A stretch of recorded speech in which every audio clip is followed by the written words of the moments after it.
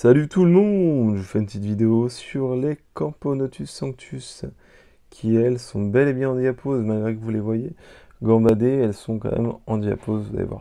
Donc toujours le petit setup qui tient un choc ma foi, hein. Elles m'ont mis des petits déchets un peu à droite à gauche, mais ça tient la route. C'est plutôt pas mal. Voilà, donc je vais vous montrer ça. C'est parti. Hop, saleté un peu partout. Mais le nid tient la route, donc voilà. Donc vous pouvez voir que, comme je vous avais montré en début de diapose, toujours pas de reponte pour le moment, donc un peu de couvain de la saison. Mais pour le moment, ça se passe plutôt bien chez elle. J'ai pas eu de perte plus que ça. Voilà, donc vous voyez un peu la gine qui est là.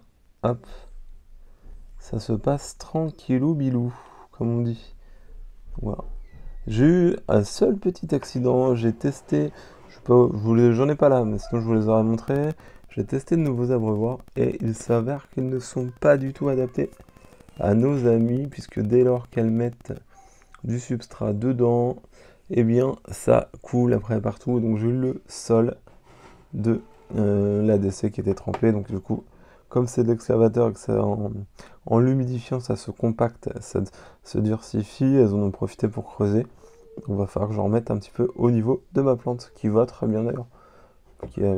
Malgré les attaques des Camponotus sanctus, ça va plutôt bien. Donc pour elle, ça se développe bien. J'aurais pas cru les tenir aussi longtemps dans un petit module comme ça, mais ouais, ça le fait. On n'aurait pas cru. Donc vous pouvez voir la couleur un petit peu. C'est excellent, hein. C'est vraiment pour moi une espèce sympa, qui est pas forcément facile à la fondation.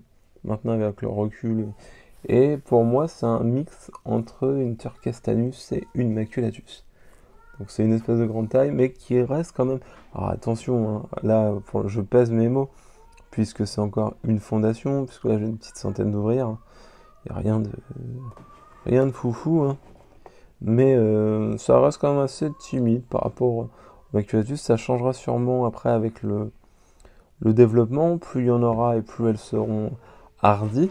Elles m'ont quand même remis un peu de saleté. Alors elles avaient nettoyé, mais elles m'ont remis un petit peu de merde dans le nid, mais rien de grave. Il faudra qu'elles renettoient un petit peu à l'avenir. Voilà.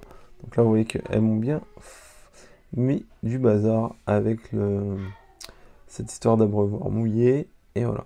Donc là, normal, je leur mets de la lumière, je bouge le nid dans tous les sens, donc c'est un peu le branle-bas de combat, et tout le monde bouge, mais voilà, c'était le retour que je pouvais vous faire sur cette espèce que je ne vous avais pas montré depuis un petit moment, parce que là, alors ça se passe bien, mais il se passe rien de spécial, hormis la diapose. Voilà, bah, j'espère que ça vous a plu, j'espère que les images seront à peu près propres au niveau qualité, du moins là ça vous permet vraiment de voir la vraie couleur des ouvrières, elles sont comme ça.